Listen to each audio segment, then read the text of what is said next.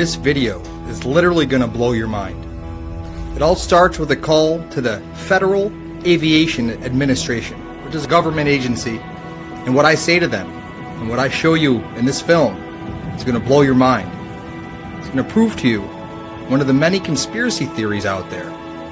Most conspiracy theories are probably junk. This one, it's out there, but I've proven it to be true. If you take the time to watch this video, you'll agree with me by the end. Watch the whole thing and try to keep your mouth closed because your jaw is going to drop. Make sure you get a pen and a piece of paper and just get ready to take down some notes. Write down some vocabulary and make notes of what I did here because you can do it as well. Make sure you write down Freedom of Information Act request and know what that is. And you're going to know what to do and you're going to know how to save you, your loved ones, and even your pets. Stay tuned.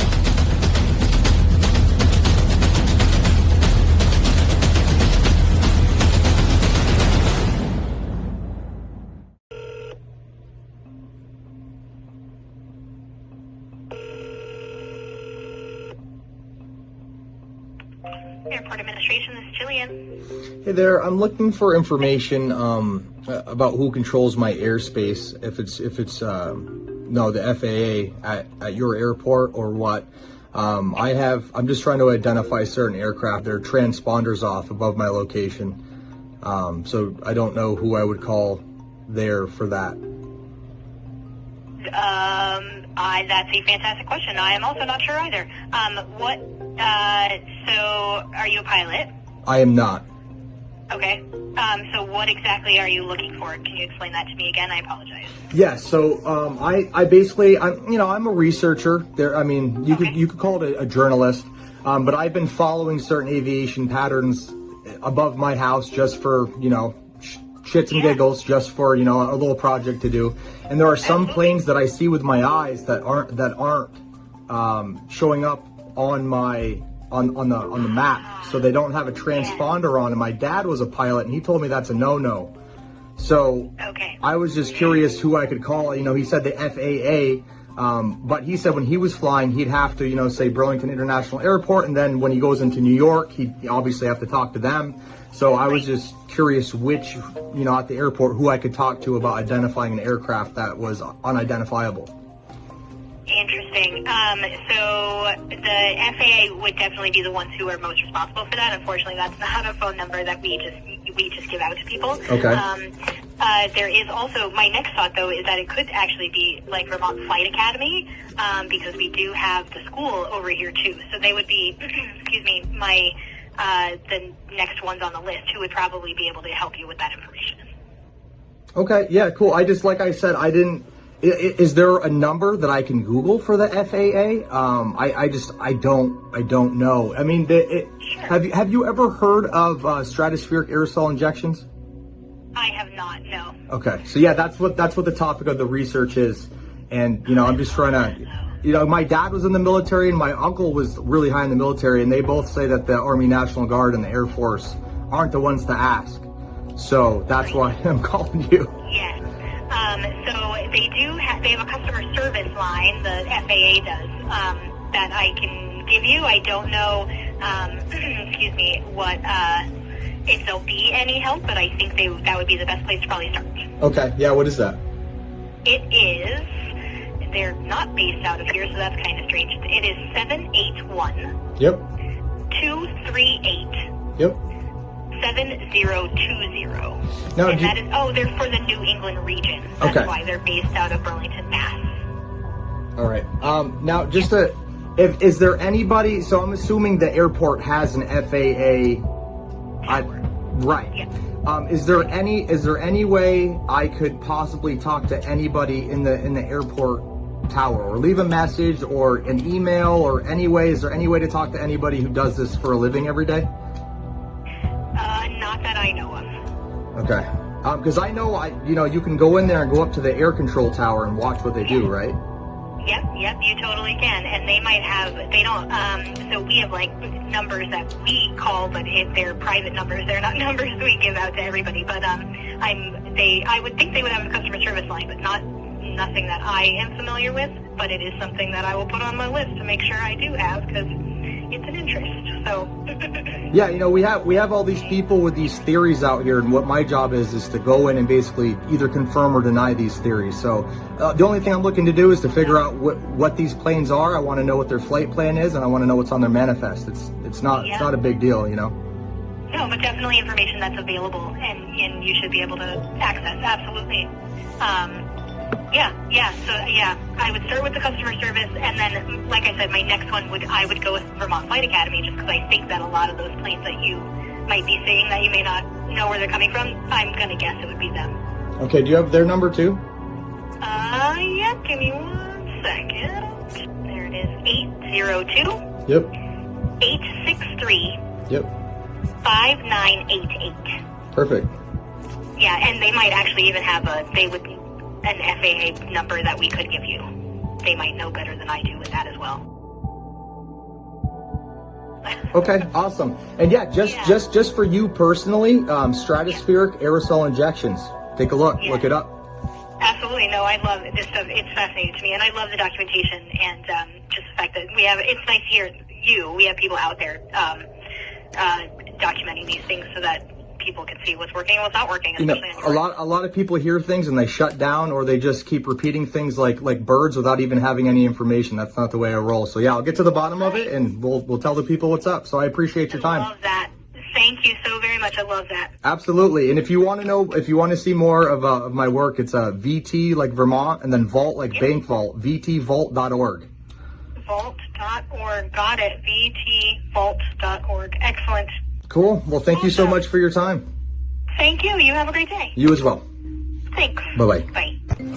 Hi there. I just got off the phone with Burlington Airport, and I was looking to identify some aircraft that keep flying over my airspace that have their transponders off. I don't know how to go about doing that. My dad and my uncle were in the Air Force, and they told me to call you guys. Okay, hold on, please. Thank you. Hi there. Hey there. Hi. Sorry about that. That's okay. So, I'm trying to transfer you over to Les, and he's on the phone right now, is he? And you're saying that there's some aeroplanes flying over? Yeah, so I was teaching my little cousin, about the different apps that you can get to monitor air traffic, because he was really interested in planes, like that's his thing. And there was a couple planes that were going over our head, and I tried to look them up on the transponder, and it's happened for 4 or 5 different days, and I have it all recorded. And I'm just curious, he's like, why, how come we can't see them? And I was trying to tell him that it was probably a military exercise, and I called my uncle, who was a Master Chief in the Air Force, and he's retired now, and he said that that's not the case. And if I wanted to figure out what was going on and who they were, because I'm trying to show him like the manifest and flight plans of what different planes are and stuff, and this is a weird phenomenon that we stumbled across, and I'm just trying to get to the bottom of it to teach him. What airport do you live by? What's the closest one? Burlington International Airport in Vermont, and they're the ones who gave me your number. The airport did? Yeah, the administrative. I called and went to the administrative line, and I asked them what I'm asking you, and they said to call this number. Oh, okay. Do you recall who you spoke with? I have no idea. Okay. He's wrapping up the call, and I'm going to give him this message. And you ready? Oh, actually, he's ready. Oh, we lucked out. Yeah. Woo-woo. Hold on. Thank you. Mr. Hey there. Hi, good afternoon. This is Les Duncan. I'm the management analyst here in the regional administrator's office. I appreciate your patience and your persistence in calling. Wanda said that you had called the Burlington Airport and they directed you on down here. Yeah, so what I got going on, it's I'm someone who likes to confirm or deny things, that people have theories, and what my cousin had, he always comes over and points out all these different things in the sky, and I showed him the flight tracker app, and I was showing him, different planes and how they have their transponders on, and we can see the whole air traffic. And then, I brought my dad in on the conversation. He flew a couple times. He was in the Air Force, and my uncle was a Master Chief in the Air Force down here at the base. And they told me that you guys would have the information, but we noticed a weird thing. So he always talks about, chemtrails, and that's not a thing. And I looked it up, and it's actually referred to as stratospheric aerosol injections. So strange enough, when we look at these planes, because I'm trying to prove to him that there's nothing nefarious going on. I want to get the manifest and the flight log, and that'll prove that it's normal, it's fine. And when I go to look up those specific flights that we see, they're not on the app or the map. And my uncle says that the transponder is probably off, and that shouldn't be the case because they need their transponder on in order to see where they are for the traffic in the air. So I'm just trying to dig around and see, what exactly is going on, and if I can get what's the procedure if I'm seeing a plane flying over my house. If it looks like they're doing what these conspiracy theorists are saying, and I can't prove to them that it's not the case, I can't get my cousin to calm down. He's paranoid. So I'm trying to just get the manifest and flight logs for these flights that we can't seem to see on the transponder. By all means, and especially if they're larger commercial or military flights. One of them was a cargo Lux plane, and I'm pretty sure it just goes from airport to airport delivering goods, and that had a pretty long trail coming from it, which is weird to me. It didn't really make much sense because they just deliver goods. To look up those specific flights that we see, they're not on the app or the map. And my uncle says that the transponder is probably off, and that shouldn't be the case because they need their transponder on in order to see where they are for the traffic in the air. So I'm just trying to dig around and see, what exactly is going on, and if I can get what's the procedure if I'm seeing a plane flying over my house. If it looks like they're doing what these conspiracy theorists are saying, and I can't prove to them that it's not the case, I can't get my cousin to calm down. He's paranoid. So I'm trying to just get the manifest and flight logs for these flights that we can't seem to see on the transponder. Certainly. One of I do know some about transponders, and we've handled several of the chemtrails. The office that's going to be able to best answer your question is our Flight Standards District Office. Okay. And they, whether it be general aviation or commercial, and whether it's pilots or aircraft, they would have the best answer. Now, you sound like you've heard this before. Have you been getting calls like this? Well, not specifically to that. I've had calls in the past with concerns and about chemtrails. I mean, I can look up in the sky and I can see that some contrails last longer than others, and then some dissipate more quickly. I don't understand all the science behind it, but I do know that there are those concerns. So I've had the calls about that. As jet fuel burns, it produces mostly water vapor. Picture my mouth like a jet engine. I know that sounds weird, but as I exhale, my breath contains a lot of water, so we'll see something like a cloud. Sounds simple, right? Let's get scientific. Jet fuel is mostly kerosene, a hydrocarbon. When planes burn jet fuel, they produce exhaust. That exhaust is mostly hot water vapor. That also contains carbon dioxide, trace amounts of sulfur, nitrogen, microscopic metal particles, and carbon. The water vapor molecules latch onto the particles like carbon, allowing the water in its gas form to collect into floating bits of liquid, or, because it's so cold, tiny ice crystals. That's condensation, when water vapor becomes a liquid or ice. And so you get a cloud, especially when the humidity and air temperature are just right. The higher level of humidity in the sky, the longer the water remains condensed. When humidity is really high, the trails look like a long cloud, which is why contrails appear in the sky for a while. Winds can make them expand. That is also, I think, part of the fear factor that some people hook themselves into, because they see a contrail being formed and then hours later it's still there, and sometimes it's growing. So what we see up there is not the government intentionally putting chemicals into the sky for geoengineering. No. Strange substance found by a Southwest Arkansas man be part of a government test? Well, that's the question at the heart of a phenomenon called chemtrails, now getting widespread attention. Well, tonight, KSLA News 12 investigation reporter Jeff Farrell shows us the results of testing we had done about what's in our skies. It seemed like some mornings it was just crisscrossing the whole sky. They were just It was just like a giant checkerboard.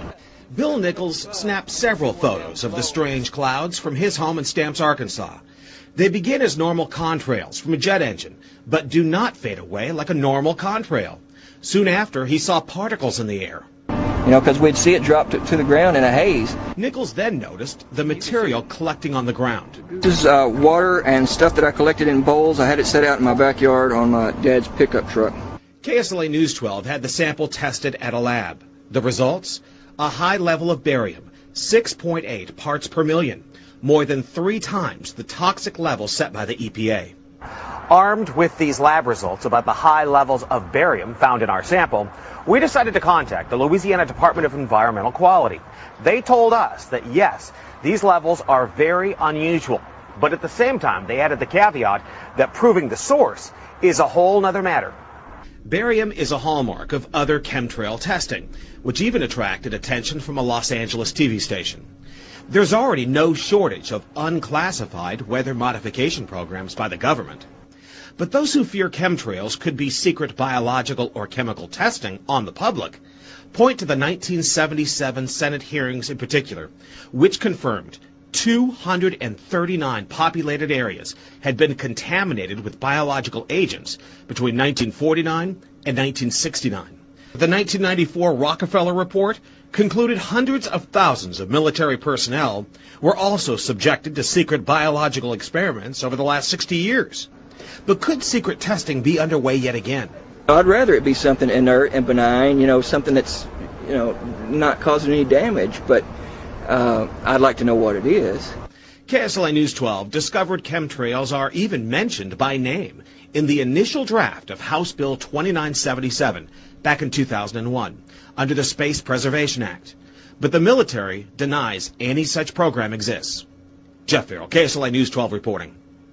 And, you know, it turns out until 9 years ago, the government had the right under U.S. law to conduct secret testing on the American public under specific conditions. Only a public outcry repealed part of that law, with some exceptions. Now, Jeff's report mentioned high levels of barium linked to those alleged chemtrails. We wanted to find out exactly what effects barium has on the body. We spoke with Mark Ryan, the director of the Poison Control Center. Ryan tells KSLA News 12 that short-term exposure can lead to anything from stomach to chest pains. Long-term exposure causes blood pressure problems. Ryan addressed concerns by chemtrail researchers that barium could be meant to wear down a person's immune system.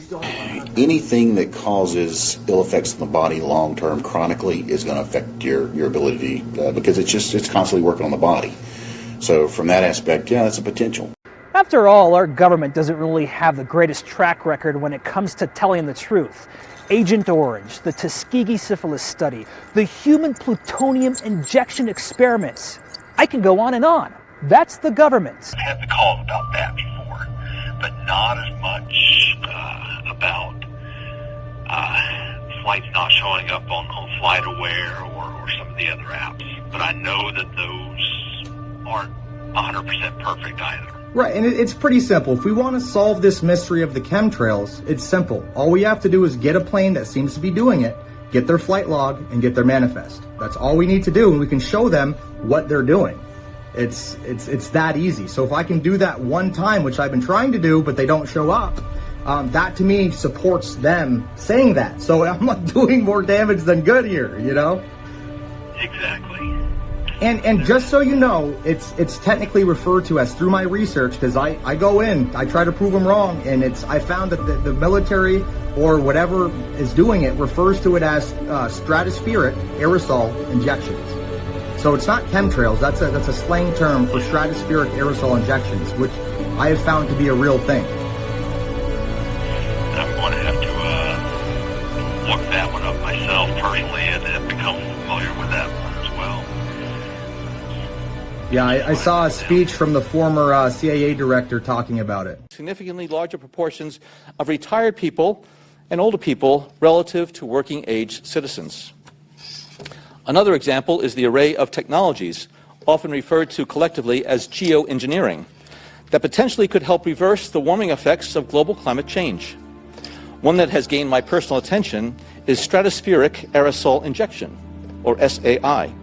a method of seeding the stratosphere with particles that can help reflect the sun's heat in much the same way that volcanic eruptions do. An SAI program could limit global temperature increases, reducing some risks associated with higher temperatures and providing the world economy additional time to transition from fossil fuels. This process is also relatively inexpensive. The National Research Council estimates that a fully deployed SAI program would cost about $10 billion yearly.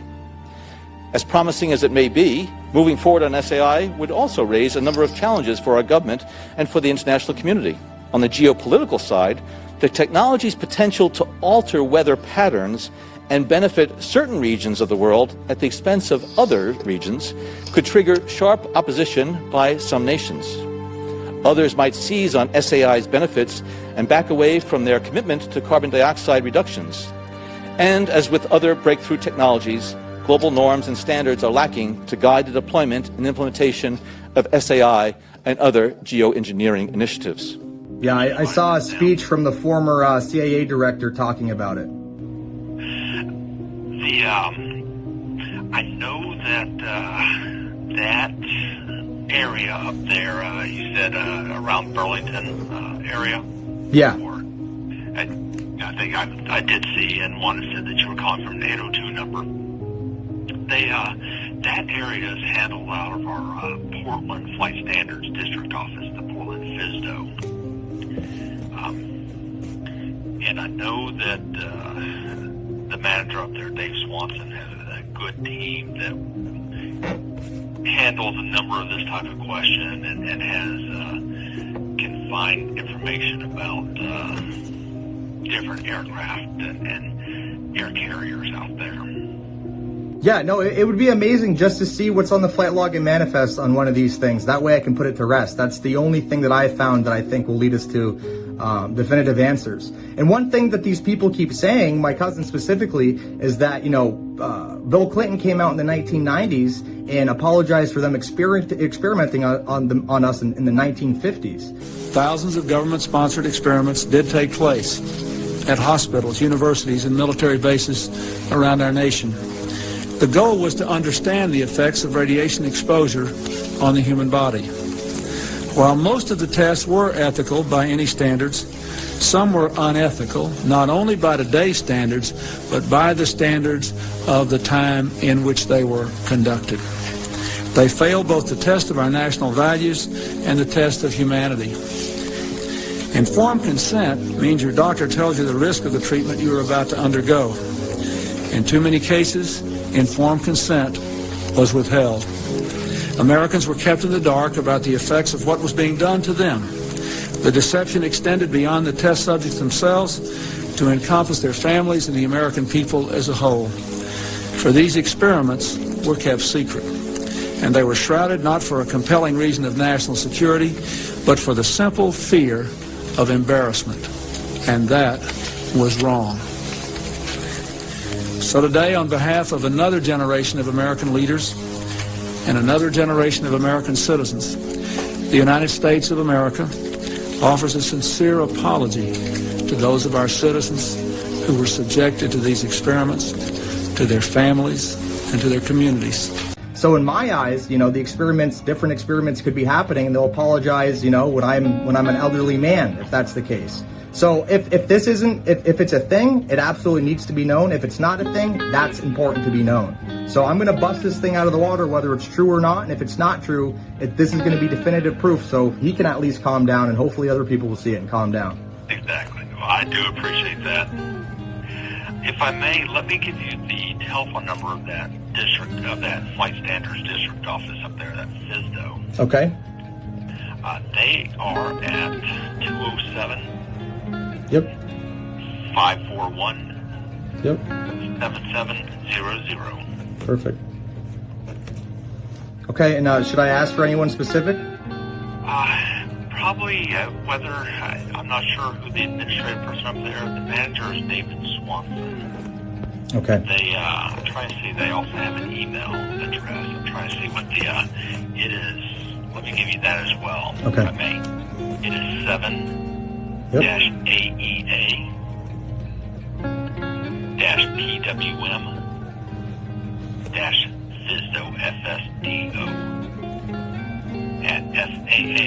.gov. Now a dash is just the line in the middle. It is. Okay. At FAA.gov. Got it. Okay. And whether it's them or the air traffic organization, they likely have the best handle on that, whether specifically identifying or finding the best source for that. Okay, perfect. I hope they're able to answer that, and if you do need anything, please give me a call. My name is, again, Les Duncan, D-U-N-C-A-N. If you're interested, I have some information compiled that I could possibly send your way. Do you have an email? I do, as a matter of fact. Okay. It is. Bear with me just a moment. Yep. You can use yes, correct. Got it. Perfect. Well, I appreciate your time, sir. You're welcome. Thank you. Absolutely. I will follow up with you if anything comes of it. Thank you so much. Have a great day. You as well. Bye-bye. Hi, you've reached the Portland Main Flight Standards District office. Our hours are 7:30 a.m. to 4 o'clock p.m., Monday through Friday. If you have an urgent accident or incident to report, please call the Rock. I was told to contact you regarding my questions, so if you could please give me a call back promptly, I'd appreciate that. I've been trying to call for a few days now. Thank you. How's this? Oh, that's 10 times better. Okay. My name's Josh Turkey. I'm an aviation safety inspector with the Portland Flight Standards District office. Okay. And I get your voicemail, and I'm just calling to maybe give you some information and or get some more information and see exactly what we can do for you. Yeah, so what I got going on, I got a cousin who's into like different theories, and it's like something like a hobby of mine to go down to hold his hand and go down different ways, because, he needs some help. He's not really that illiterate, but, he hears things because there's so many things being said out there. So one of the things that he kept bringing up whenever we were hanging out, and all he would do is point out the skies and say, oh, chemtrail. And I was sick of hearing it. So I started to do research, and I realized that this was called stratospheric aerosol injection is the term that they use. And forever I was trying to tell him he was crazy until I started digging into it. And long story short, I ended up getting the flight tracker app to show him, like, here, watch, we're going to get this guy's flight plan, who's doing this right now, and we're going to get his manifest, and I'm going to show you that nothing's happening. And I went in there to do that, and I have multiple cases where I recorded this. I've got a camera that can zoom in on the planes and see logos. So I literally have this documented, but more than one time there's been a plane up in the sky that seems to be participating in that that has their transponder off. So that, to me, as a United States citizen, if what he's saying is true and that this stuff is bad, they're spraying above where I live, and that is coming down on me, my animals, and all my neighbors. So all I want to know, it's simple. I want to know what is on that plane, and I want to know what their flight plan is. So that's all I'm trying to do, and I have no idea why their transponders are off. And I've got my uncle who was he was a master chief in the Air Guard, and my dad was also high up in the Air Force as well. They're both retired, and they told me to contact the FAA, and that's how I got here. So that's where I'm at. That's what I'm trying to figure out, and maybe you could give me some sort of procedure that I could do when I'm documenting these planes with their transponders off, on how I would identify them. Or if it's a top secret thing they're doing, then that's fine. That answer of it being top secret would be a fine answer. But I want an answer as to why their transponders are off and what is on the plane and what their flight plan is. Yeah, that's a good question. I'm not familiar. I don't know what that process is or the validity of it. So the requirements for transponders, have to pull them up to give you exactly what the requirements for transponders are, but we're in the process of transitioning to something called ADS-B out. It's automatic detent broadcasting out, which is it's a new type of transponder that's required for operations in certain types of airspace. So transponders not required everywhere. Generally speaking, it's required in Class B, C, D class airspace, and then above 10,000 feet.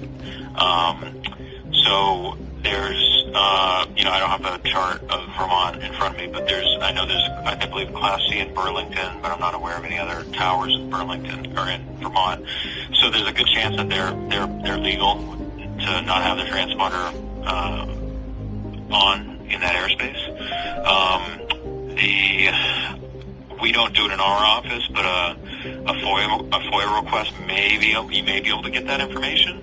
And then the other options are we have a noise ombudsman, so if it's like a noise complaint, you can make that with them. And then there's a hotline complaint for the FAA where we'd investigate some sort of regulatory or safety violation. I would need that one. Yeah, so you can search it. It's pretty easy to search. You just say FAA hotline. But here I can give you the website too. Okay. And a note on that. So those hotline complaints come to us. It goes through an office higher up and it's sent down to our office for us to, somebody like me to investigate. It's very difficult to investigate if we don't have an aircraft registration number, a tail number, or a pilot command name, because there's not really much to go on if we don't have one of those two things. But here, let me give you the hotline. Yeah, I mean, like, put yourself in my shoes. You know, if this phenomenon is actually happening, you know, I've heard people like Bill Gates and other people, when you're doing the research and you're typing chemicals in the sky, you hear they're trying to dim the sun. And if that's what's happening and that's the reasoning, that's fine. I still want to know what's being sprayed above my head. Because what these people are saying, it's not confirmed because no one has any information, and that's what I'm trying to get. I'm trying to either shut them down or show the world this. Aircraft making a condensation trail is very similar in many ways to when you go outside on a cold day and exhale. You create a condensation trail. That little cloud is a condensation trail. Now, if you take a 2-mile walk on a cold day and you can turn around and you can see your condensation trail tracking all the way back for 2 miles. That's how crazy it is to think that what we're looking in the sky is actually condensation trails. The contrails, not the chemical, the contrails occur because of cold air, minus 30. It takes a high altitude, around 30,000 feet plus. There's carbon dioxide and water vapor in that exhaust. That turns to ice crystals, and that's what you see, the white stream behind it. Those white crystals of ice warm up, dissolve, and the smoke goes away. And it never lasts more than a minute. What we're seeing now, and I first could not believe it, and I started looking at the skies, and these are not normal. They're not natural. There's something going on. I don't know who it is or why they're doing it. All I can testify is it's not natural and it's not normal. It's got to be some outside influence doing that. Thank you. I'm here to give you testimony that chemtrails, they're not contrails, are indeed real. They're spraying almost every day. I watch the clouds and watch the spraying program going on. I want to tell you that we're in very great danger from the pollution that's coming down over us. And we've been led astray by the military-industrial complex, and they're responsible for the cloud's creation and weather manipulation programs. They're dark operations. That's why they're not out in the media. I'm known as Sergeant Kristen Edwards. In 2001, I rose my right hand in the Constitution to defend and uphold. My job was in bioenvironmental engineering. For those of you who don't know what that is, if you've ever heard of OSHA, anyone heard of OSHA? Yeah. I follow the health side. So my job was to ensure that everything that the Air Force was doing, that we were tracking the exposures for all military personnel as related to what was the Air Force doing, how did it relate to health, and what was the Air Force doing and how did it relate to environmental impact. I spent almost 10 years in the Air Force. I'd love to say it was the best 10 years of my life, but I'll tell you about one day that changed my life. My second base was in Oklahoma City at Tinker Air Force Base, Oklahoma. How many of you have heard about geoengineering or chemtrails? Yeah. How many of you have heard it's a crazy loon conspiracy theory? I had medals like you couldn't believe. I was the exemplary staff sergeant of the United States Air Force. I actually was transferred from one base to another to do a special operation because of my stellar background. When I was at Tinker Air Force Base, Oklahoma, I heard about geoengineering, and I thought, oh, those crazy conspiracy loons. It was around 2007 that I first heard about geoengineering. And I started to piece the puzzles together like a spouse who thinks their husband or wife is cheating, when all the dots start to connect, right? Well, part of my job in bioenvironmental engineering was to approve hazardous materials that came on the base. So whether you were using a simple spray can of paint or you were ordering an oil solvent to degrease airplanes, I sat at a computer and I approved those hazardous materials on base and tied them to a process and a building. Now, there are certain things we all know in the military that are classified, right? Yep. So even though I had a security clearance, it says a need-to-know basis. So when I started approving what is called an Air Force Form 3952, the approval of hazardous materials, and I started seeing barium, aluminum oxide, and strontium come on the base from a contractor whose name was not listed, which was not normal, I started to realize that those crazy tinfoil hat-wearing conspiracy theorists might not be so crazy. Never forget, this bill in 2001 referred to chemtrails as an exotic weapon. Again, this is HR, stands for House of Representatives, HR 2977, okay? And this is about a bill to stop and restrict weapons in space. Scroll down, you will soon see exotic weapon systems such as electronic, psychotronic, and information weapons. 2. Chemtrails. 3. High altitude, ultra low frequency weapons, which is actually basically 5G like weapons, EMF weapons, more like 3G, 2G. Boom, laser weapons.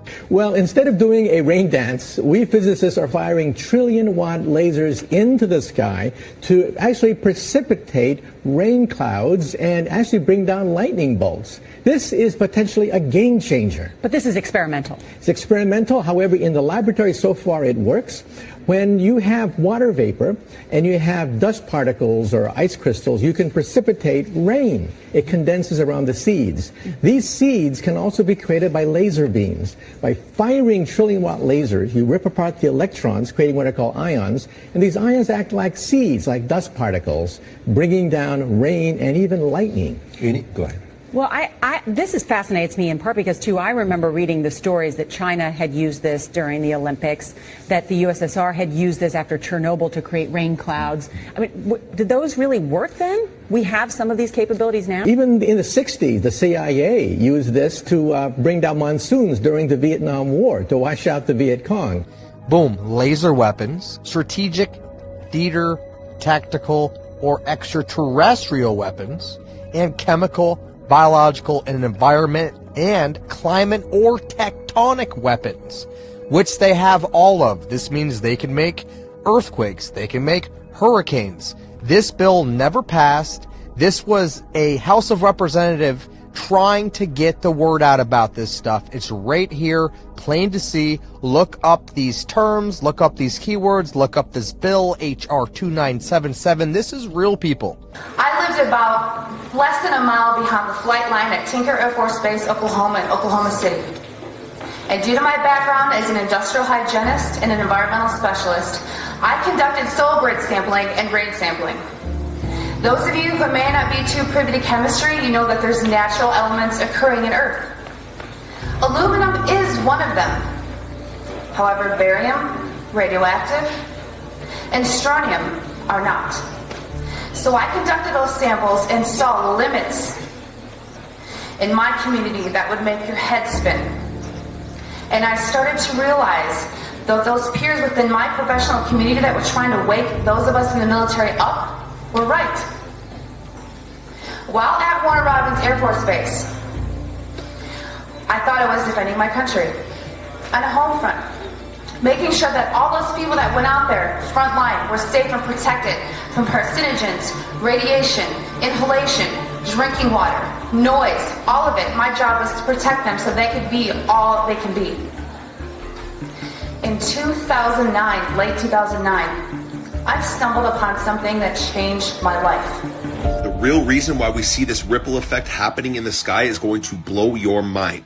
Now, this is what resonant frequencies look like when they are pitched into water. So different frequencies are being pitched into this water, and it creates different shapes and different patterns. Now, let's take a look at what this frequency does to sand. 4129. See this pattern?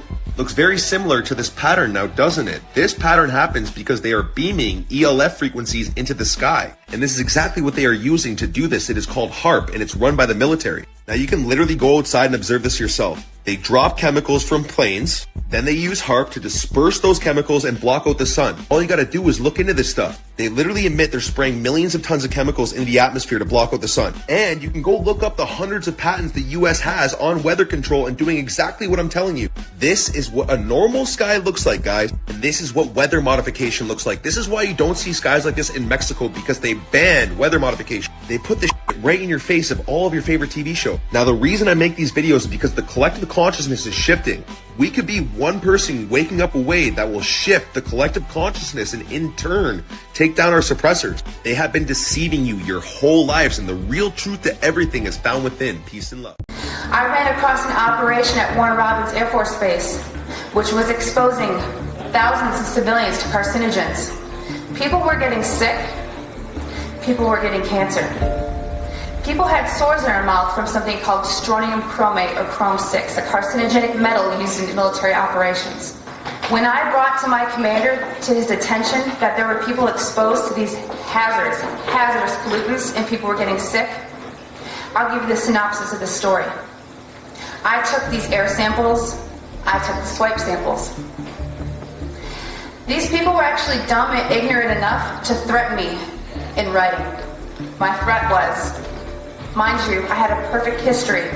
Not one article of paperwork, not one Article 15, not one negative aspect on my record. I was the poster child for what an Air Force NCO should be. I was told that if I told the employees, which is required by law, that they were exposed to these materials, that my commander had the authority to lock me up in a mental institution for up to 120 days without being questioned. At the time, my daughter was 5 years old. I was told, who will take care of your daughter, because I was divorced. I was threatened to be locked up in a mental ward for trying to do my job. I was threatened to have my one child who I love with all my life taken away from me, because I tried to do the one thing I was trained to do, protect the workforce. 11 medals and awards on my chest. But it only took one day to change my life. I left as a whistleblower of the United States Air Force. I had my life threatened. I was followed. My phones were tapped. I had journalists at my front door. I had no job. I left the United States Air Force honorably as a whistleblower. I look around and I see people are starting to look up and see this. Many times I've spoken about chemtrails, and I get this blank look on my face. What are you talking about? I'm saying, look up. As a pilot, before I fly, I look up. And so, boy, they're really out there working. When you look up at the sun and you see a white haze, that is aluminum floating in the air right now, and it's coming from the aircraft. There's a huge amount of aluminum being found because these sprays have aluminum, strontium, barium, manganese. And there's a lot of argument that aluminum is very common to be found. But aluminum is only common in a bonded form. It's not common in a free form, and we're finding high rates of free aluminum in the soil, which is not natural. The metal compounds that are being used are environmentally dangerous. We need to be monitoring them. We need to be testing them. Okay, because I'm a whistleblower. On the inside, it's not open for discussion. Chemtrails, by the way, barium salts are in chemtrails. They are 10,000 times more toxic to your nervous system than lead. They contain mycobacteria, viruses, Pseudomonas florensis bacteria, human plasma. Wonder what human plasma is doing in chemtrails. And this is not by conjecture. I did a lot of research before I'd ever say this, but these chemtrails are nasty. And there's 3 reasons for chemtrails. The first is and I talked to my NSA buddies at Fort Carson, Peterson Air Force Base, and Buckley, where I was actually their doctor taking care of the pilots flying and spraying the chemtrails. So I know it's real. If anybody says it's not real, they're full of it. Notice all around us, okay, storms. Don't be surprised if right in here that they didn't do little cloud seeding as they popped across that general area. But we see this all the time where they'll come in and out of these thunderstorms. Low-flying NASA plane spraying something over major metro areas in Ontario, Canada. All right, caught dumping pink stuff in the air.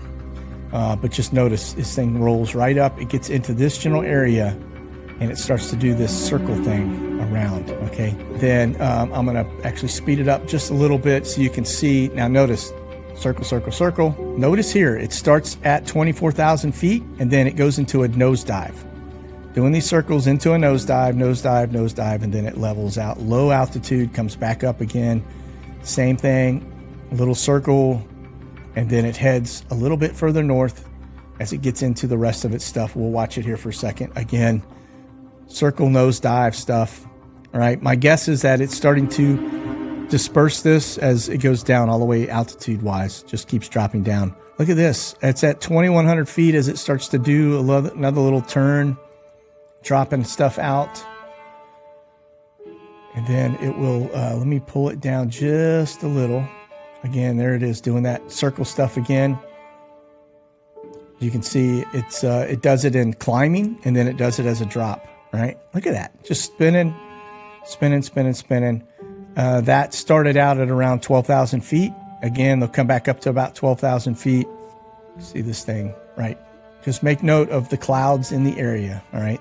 And my NSA buddies told me, 95% of them told me, they were up there trying to spray to reflect the sun out to stop global warming.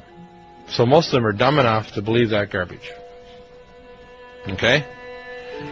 And also in the chemtrails, and there's a link directly that Jeff Francis found out, and I'm going to have Dr. Staninger and Dr. Karju on in about a week on my radio show. And I've done some investigations, and there's very solid evidence now. These previous guys, I've watched exactly what they do, and yes, they are correct. I've seen exactly the same stuff, so ditto marks on those. We got things coming from sky down, and it's a huge, huge problem. Because as it comes down, what happens is a couple of things. Is that it actually is in our air, we breathe it. And as we breathe it, it's actually going to go up through our nostrils, into our brain, easiest access to our brain frontal lobe. The contaminants that have been identified, which already been mentioned, are aluminum. Aluminum is the number one free radical generator to the brain to cause early apoptosis, which is early death of brain, and it begins to set off the scar tissue, which we call the amygdalin, which is part of the chemical matrix related to Alzheimer's. You want some figures? Okay, latest water test. Tested the rain. 13,100 micrograms per liter of aluminum in the rain in 2013. Normally, it should be 0. So 13,100 is pretty damn much, folks.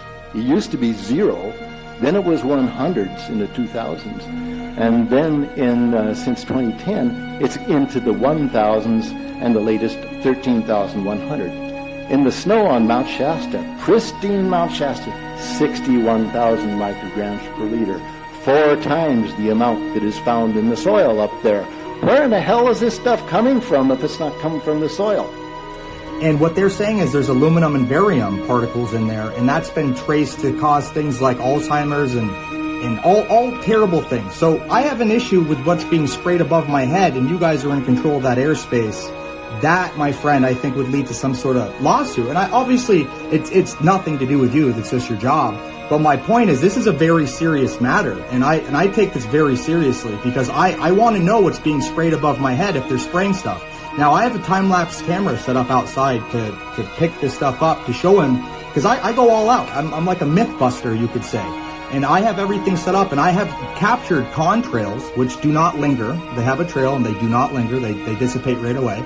And then I've seen the other trails that stick, and they basically are like clouds that expand into a haze. And I've literally seen above my house them spraying in a snake pattern. That isn't going from point A to point B. They are putting something above at least my house. And everybody all across the world talks about this. And I thought it was a crazy conspiracy theory for the longest time until I started digging into it.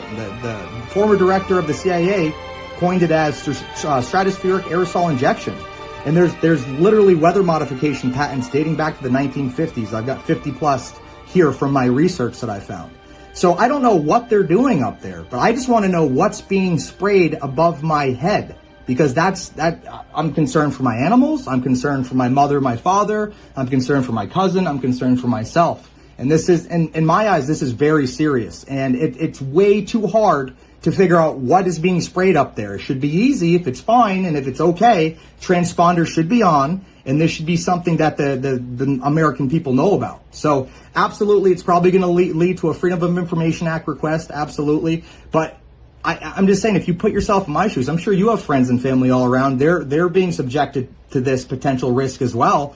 And it's like, why isn't anybody coming out and speaking about this? It's perplexing to me. Yeah. Yeah. No, that's. I mean, I can appreciate your concern.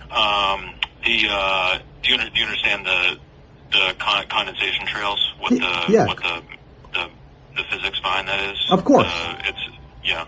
Yeah, no, I've got pilots of speaking to the Congress about it. I've got literally archival stuff. I dig and then I save, and that's what I do. So I've got a whole chunk on this specific topic, and this is the last step that I have, is to go in and figure out what actually is going on, and you guys are the people who would know. So I contacted my dad and my uncle, who are both prior Air Force, and they told me to call you guys. So this is the only route we have. You guys, literally, you single-handedly, if you took interest in this specific topic and maybe pulled some strings, you could literally save the planet by exposing what is happening, or shutting all these conspiracy theorists up and saying, listen, it is fine. This is what it is. Here's the safety data sheet. This is what it is. It's really weird that we can't just get a safety data sheet for what's being put. You know what I mean? So this is a very easy thing. It's just very weird that it's not. You know what I'm saying?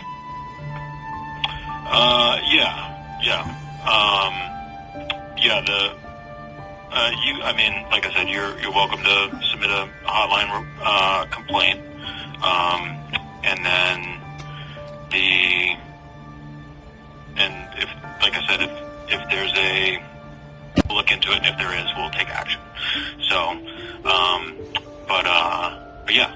Now, if it was top secret, I'm assuming they would in a FOIA request or in that complaint, they would come out and say this is top secret. We can't release to you. It's classified.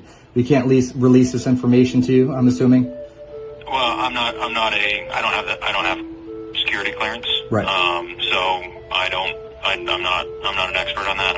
I'm not an expert on the process for FOIA. So I don't know what would be releasable. Have you heard of any? Have you heard of any hotline complaints with the FAA about anything like this before? Or is this the first time you've ever ran into this? No, we're aware of it, or we've gotten complaints in this respect. I mean, the process of a condensation trail from an airplane is the higher temperature of the exhaust coming out of a jet engine creates condensation at higher altitudes because of the air at that altitude is much colder than it is at sea level or at the surface. So at 20, 30,000, 40,000 feet, that heating up that air causes condensation because it cools down, has more, the air coming out of the engine has more moisture in it. Yeah. And as it cools down, that moisture condenses because the air doesn't have the capacity to hold the moisture anymore. Absolutely. It's kind of the same process as the way cloud forms. Absolutely. Like I said, I've got video footage of both. And then, so if somebody's doing like spraying something, like a crop spraying, there's a specific regulation that governs that activity, and there's requirements that those operators have to meet in order to do that. Can you tell me more about those regulations? Like, what's it called? Is there a number? Is there any reference point I can look up? I don't know it off the top of my head. You could probably search. Let me see if I can find it real quick. But it's Agricultural Aircraft Operations, Part 137. So it's 14 CFR, Part 137. And ecfr.gov is a good website or a good resource for federal regulations if you're interested in researching that stuff. Perfect. Thank you so much. Can you just give me the hotline complaint number? Yeah, it's got a weird website. So, let's see, FAA.gov. Okay, FAA-AAE.my.site.com/Sierra, just the letter S, /hotline. Okay. And you can search FAA hotline complaint too, and you should get a good response for that. Okay. Oh, yeah. So why would a plane be flying in an S pattern? There's no agriculture above my house, and I'm just curious why. I went out one day, look up, and obviously this is on my mind because he keeps bringing it up. I go out, I look up, I have this video on my phone. It's an S, literally an S pattern, and the trail is still there, and I saw them flying.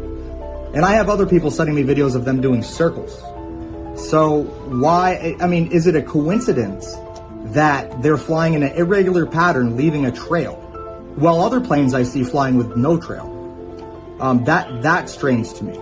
And I just feel like if we could get the manifest for one of these planes and a flight plan, it would put it all to rest.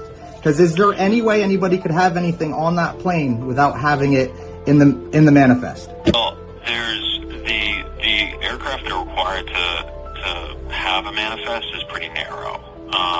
So most general aviation or recreational type flying, there's no requirement for a manifest. And if it's, we call it VFR, Visual Flight Rules, where it's clear and they're not in the clouds, then there's no requirement to file a flight plan either. So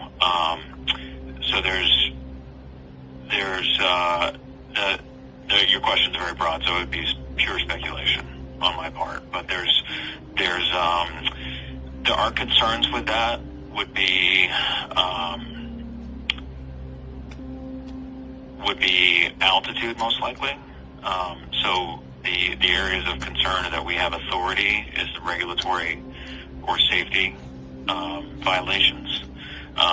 Specifically with regulations, aircraft generally speaking have to stay above 1,000 feet when they're over a congested area. If it's other than a congested area, they can go below 1,000 feet, but they have to stay at least 500 feet away from persons, property, vehicles on the surface. How far up is the stratosphere? What's the lowest point when the stratosphere begins, that part of the atmosphere?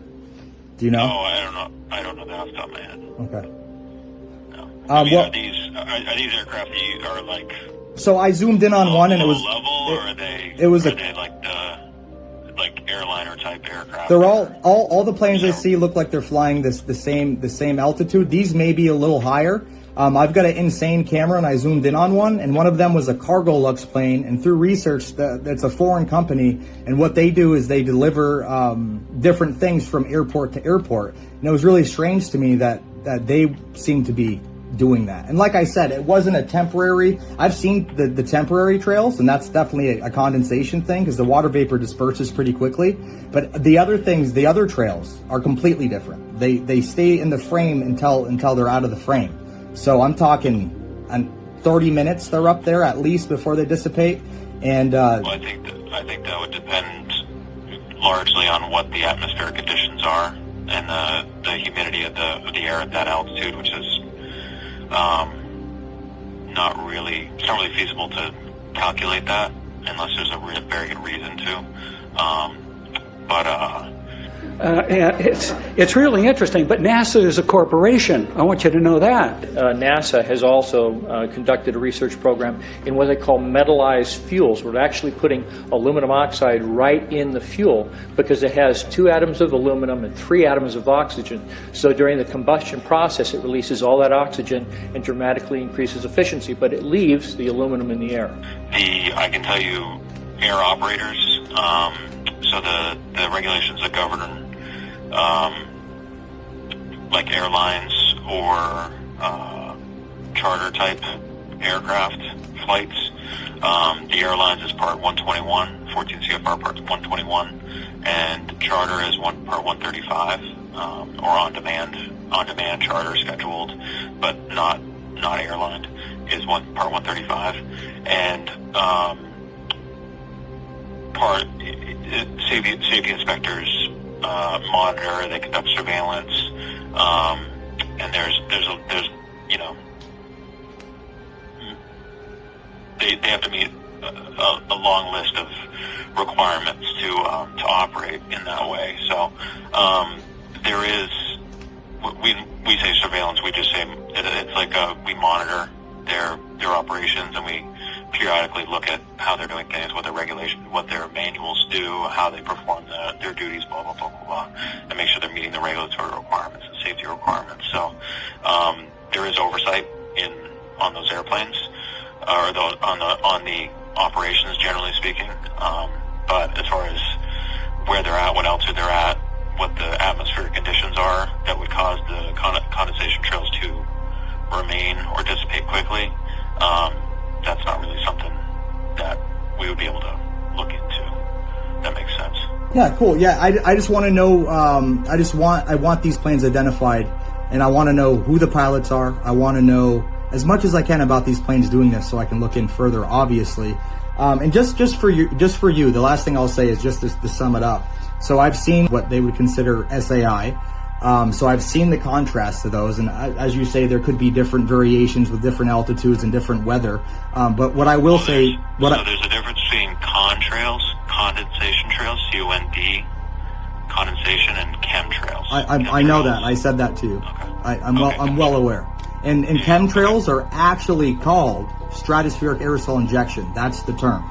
It's absolutely used by the government, whether they admit it here or not. It's a thing. You can look that up. But my point is, I've seen the contrails as opposed to the SAI, and my point is, when I see the SAI or the chemtrails, they're doing weird shapes. It's not from point A to point B, which would say, if you saw a trail from point A to point B, hey, that could be a contrail. They're just flying straight. They're going somewhere. But what I'm seeing an S above my house, and then the plane flies away, and when it flies away, the trail stops, and the S hangs out there. It's a little strange to me. And also, I will say, I've seen the planes flying, and it looks like the long, thick trail that lingers, not the contrail. They do that, and then I see them. I have this on video. I see them stop and leave, and you see the trail, and you see them leave the trail behind them. They just stop making a trail. So I'm telling you, this isn't a conspiracy theory. These are, I have evidence of this, and I have proof with the government studies, and I actually have weather modification patents. So my point is, I've got all the facts I need. I'm at the point where I may start to do some civil litigation, because this is absolutely, at this point, it's ridiculous. Someone should have these answers readily available for a citizen when they ask what they're doing. And I get it. You don't know what's happening. You don't know the plans I'm talking about, and you think that it could be contrails. But I'm telling you, my friend, you're not the one out there with a time-lapse camera, and you're not the one out there doing the research. You have the regulations provided to you, and I get that. And you have experience being up there, I'm sure. But my point to you is, I would not be calling you and saying these things if it wasn't absolutely founded, if I didn't have proof sitting here with me. So again, I appreciate your time, and just so you know, SAI is very real, and I have more than enough of what I need to convince anybody I talk to. If you were one of my friends, you came over, gave me 30 minutes of your time, I'd blow your mind. I've got pilots speaking about it in congressional settings, speaking about the difference between chemtrails and contrails. I've got multiple whistleblowers. Project Indigo Sky was an actual military project that they did regarding this. I could go on for days. That's not my point. But what I'm trying to do now is just tell you from person to person, this is real. And they're hurting your friends and family. And if you really care about us, and you care about yourself, you'll look into it, because you're in an amazing position to do something about it. And I shouldn't have to be some random citizen calling, educating somebody in your position. And you can think I'm crazy all you want, but like I said, I've got everything I need to prove to anybody. And I hope that you take this conversation and you really think about it and use your position of power to make a difference. I really think you could do that. And if you don't, that's absolutely fine, but it would really be amazing for all of us citizens here, for somebody in your position to really just be the savior that we need you guys to be. But thank you so much for your time. I'm going to follow up with the hotline, and you've been amazing, and I really appreciate you. Yeah, no worries. Okay, have a great day. Take care, sir. You too. Bye-bye. It, of course, is not the only place dealing with wild weather. From Hurricane Sandy to the Alberta floods, we're seeing more examples of extreme weather. In the United States, authorities have warned of epic amounts of rainfall as Florence, now a tropical depression, continues to cross the Carolinas. This first portion of the radar cycle, fairly bland and typical, but then you see these bands of very distinct cloud cover moving into the region. That is not rain, that is not snow. Believe it or not, military aircraft flying through the region dropping chaff. To the growing danger in the Philippines, authorities are now warning that an active volcano could possibly erupt again. This was the deadliest tornado outbreak in the A 6.4 earthquake and multiple aftershocks. Small bits of aluminum, sometimes it's made of plastic, or even metallicized paper products, but it's used as an anti-radar issue, and obviously they're up there practicing. Now, they won't confirm that, but I was in the Marine Corps for many years, and I'll tell you right now, that's what it is. According to the World Meteorological Organization, 52 countries have a weather modification program. Increase in snowfall is, a very significant value add to organizations like hydropower companies. To do that, pilots target clouds full of moisture and eject small amounts of an inert chemical. And what's inside of these guys? It's a silver iodide mixture. The idea is that we'll be above some liquid water, and as it's falling through, it'll turn into snow, so it can fall out of the cloud. Since the 1946 experiments of Dr. Vincent Schaefer, we have known that some clouds can be modified through seeding to yield additional precipitation. In the early 1900s, there was a gentleman who said he could make it rain. Charles M. Hatfield. Well, he said for $50, he could deliver. Well, Los Angeles farmers said, we need rain. Will you make it rain? He did, and they were so happy, they paid him $100. Well, there was a lake in the area, Lake Hemet. He said for $4,000, he could deliver 4 inches of rain. So he made this tower and he mixed up some chemicals. Guess what? 11 inches of rain fell and it rose 22 feet. Operators say it was the best bargain they'd ever had. There was another area that needed it. San Diego City contracted him to fill Lake Marina in 1 year. If he did it, $10,000. If not, he didn't get a penny. January 1st, he put his towers up and started sending his chemicals away. January 5th, it began to rain. This is a 1921 U.S. Army chemical warfare training film carried out somewhere in the Atlantic Ocean. We see an aircraft spray a toxic chemical trail to create a smoke curtain in front of the USS Tennessee. The half-mile chemtrail is sprayed in front of the ship in 18 seconds to demonstrate that it can quickly and completely block the USS Tennessee from enemy view. The chemical is most likely titanium tetrachloride, a yellowish, non-flammable, corrosive liquid that hydrolyzes readily into a dense white smoke consisting of droplets of hydrochloric acid and particulates of titanium oxychloride. The smoke will irritate the eyes and the skin and is caustic to the airway and the lungs. It was designed to be sprayed from aircraft to create a vertical smoke screen. And during World War II, it was a favorite smoke generation chemical on warships. Goggles or a respirator should be worn when in contact with this toxic smoke, and full protective clothing should be worn when handling the chemical in order to avoid acid burns on the skin and in the eyes. Now, does this look familiar? Is this the 21st century version of a chemical curtain dropping down on civilian populations? Could some formulation of titanium tetrachloride do this?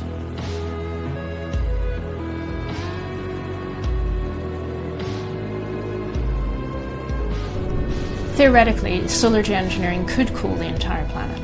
It's actually potentially incredibly simple because all you need to do is inject a bunch of particles into the stratosphere, and there's a number of ways you could do that. Recently, a study out of Yale and Harvard looked at the details of how this would be done. In that Harvard and Yale study, they imagined building a fleet of planes, up to 95 of them, that would make 60,000 flights a year. The fleet would spread hundreds of thousands of tons of sulfur dioxide into the stratosphere every year. After 15 years, they reckon the world would cool by 0.3 degrees Celsius. But there are reasons not to do this. It's not as if you guys are creating clouds out of nowhere. You actually target storm systems. If there's no clouds in the sky that have any moisture in them, then we can't do anything. Weather Modification International provided the planes. A team of scientists set out into the Idaho mountains with Doppler radars and state-of-the-art weather stations to record what happens on the ground when planes above are cloud seeding.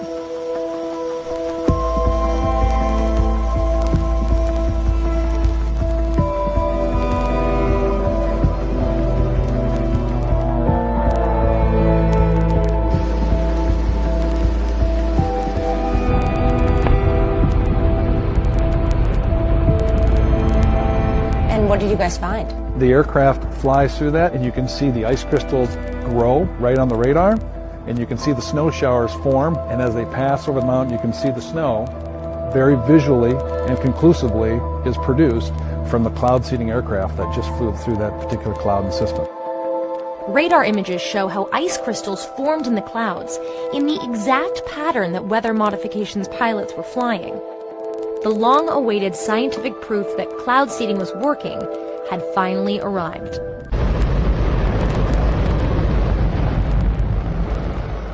Now, the most amazing thing is that that cloud up there, which was generated by the engine. And researchers are looking at how to change the weather on purpose. That's right. Lasers now could one day manipulate rain and lightning. CBS This Morning contributor Michio Kaku is a physics professor at City College of New York. Professor, nice to see you. Lasers, really? To change the weather? That's right. Well, as Mark Twain once famously said, everyone complains about the weather, but no one ever does anything about it. I'm a neurologist practicing in Reading for 17 years. And in the past 5 years, I have seen the number of patients with Alzheimer's disease, Parkinson's, and other neurodegenerative diseases tremendously increase, almost quadruple. I became interested in chemtrails about 8 years ago when I was in Hawaii, and the Hawaiians are really being very vocal about it. I concur about the increasing number of Alzheimer's. They have been able to take the aluminum and micronize it, which means it'll stay up longer. But it also means, and I don't know if any of you have noticed some metallic taste in your mouth when they're spraying, but you inhale that, it goes up through your cribriform plate and through your sinuses and into the brain. As you heard, to spray nanoparticles, very small particles. These nanoparticles, they basically trigger a programmed cell death in the brain, and that is the ultimate path we see in Alzheimer's. The interview that you are about to hear would definitely be banned on YouTube immediately. Celeste Solom joins us. She was just interviewed by Dave Hodges. In fact, she's a former FEMA operator, no, maybe that's not the right term, a FEMA employee planner, and worked for FEMA for a long time, and she knows the real plan to enslave America, to overthrow America, and the role that FEMA is going to play in that process, including engineered food shortages, mass starvation, FEMA camps, the whole deal. So she joins us right now. Celeste. It's great to be here. Thank you, Mike. I do believe that we should all give back to our country. My specialty was planning. My shame was starting to put the information and the templates together that would later become the databases that we're all fighting right now. 2 viruses that we know of that were let loose from the Wuhan biological warfare lab. One of them was what we know now as COVID, or whatever you want to call it, the Wuhan flu, whatever, coronavirus. And the other one was something called the plant destroyer, which is an oomocyte that was found in the patient's blood that were in intensive care in China. And how I know that is the first week when coronavirus hit China, I knew, given my training, that it was going to go global. So the doctor's records were available, and all I needed to do is translate them from Chinese, which I did. So I'm reading through the doctor reports. Each one is about 25 pages, and about on page 3, it starts talking about this plant destroyer virus, an oomocyte, and I go, I don't want to know about that. I want to know about coronavirus. But it went on for like 3 pages. So for 3 days, I just was focusing on coronavirus, and then I go, wait a minute, this was in the patient's blood. I need to look at this plant destroyer. And so I started to research it, and I don't know if you know, but I have an organic farm here in the Rocky Mountains, and all my trees, these are established trees. I have oranges, lemons, limes, spices. They're established. They were very productive, highly productive. All of a sudden they started dying, and they had the signature of the plant destroyer. Yeah, okay. So, right, maybe there was dispersal, aerosolized dispersal of these viruses, and some of this just happened to be ingested by those people. Because I'm not aware of any, then again, I'm not a virologist, but I'm not aware of any virus that could leap from, plants to humans or humans to plants. I don't know. We all have heard about the news stories and articles about very extreme weather events happening all around the world.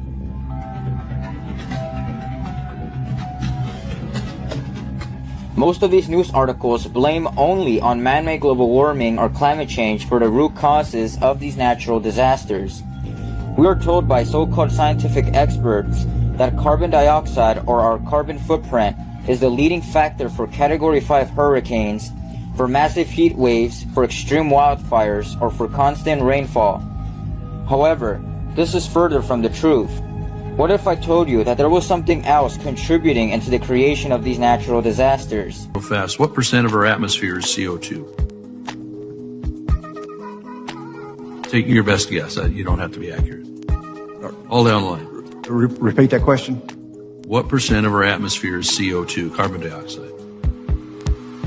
Wild guess, it's okay. About 5%. 5? I'll just follow you then. We'll go 7. That's my favorite number. I'll see their 5 and suggest that we know that transportation causes 49% of CO2, so that's why we're all working on energy transition. All right. So what number do you think it is? 5. 5? How about you? I didn't hear you, Mr. Dreyer. 7. 7. Did you have one, Mr. Boyd? So we got a 5, 7. This Price is Right. 8. I'm going to hit the high end. All right. Well, I appreciate that, and I don't mean to put you on ice. I ask a lot of people that because all we hear is climate change, CO2. The answer is 0.04%. Not 1%, not 0.5%. It's 0.04%. And it's gone up from 0.03 over the last couple decades. This is what we're being all contorted into doing, is this tiny change in CO2. If we get below 0.02, plant life starts dying up. We have some sad news to report here. A giant in the weather world and the first weatherman at Good Morning America has died. Meteorologist John Coleman passed away at the age of 83. He founded the Weather Channel, was also a longtime meteorologist here at KUSI. Thinks climate change is a hoax. His name is John Coleman. Before launching the Weather Channel in the early 1980s, he was the original weatherman on Good Morning America. And after launching the channel, he was also a local weatherman in New York, Chicago, and San Diego. I resent you calling me a denier. That is a word meant to put me down. I'm a skeptic about climate change, and I want to make it darn clear, Mr. Kenny's not a scientist. I am. He's the CEO of the Weather Channel now. I was the founder of the Weather Channel, not the co-founder. And I'm glad you did, because I am addicted to the Weather Channel. I watch a lot of cable news. Now, hold on just a minute. I'm not done. And CNN has taken a very strong position on global warming that it is a consensus. Well, there is no consensus in science. Science isn't a vote. Science is about facts. And if you get down to the hard, cold facts, there's no question about it. Climate change is not happening. There is no significant man-made global warming now. There hasn't been any in the past, and there's no reason to expect any in the future. There's a whole lot of baloney, and yes, it has become a big political point of the Democratic Party and part of their platform, and I regret it's become political instead of scientific, but the science is on my side. On that note, let us begin our journey in exposing weather modification. We shall propose further cooperative efforts between all the nations in weather prediction and eventually in weather control. We must, for example, balance the gains of weather modification against the hazards of protracted drought or storm.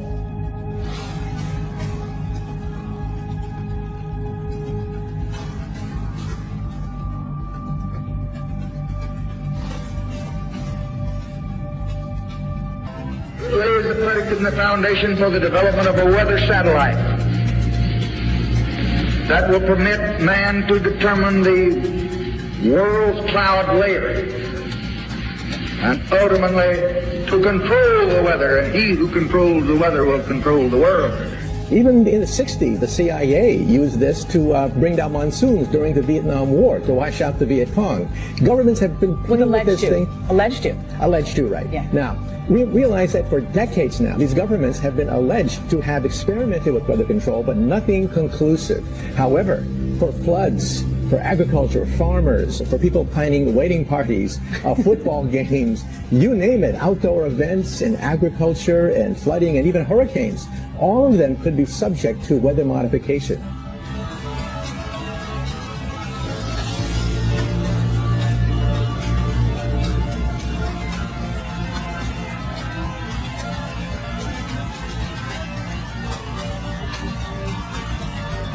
For as science investigates the natural environment, it also modifies it.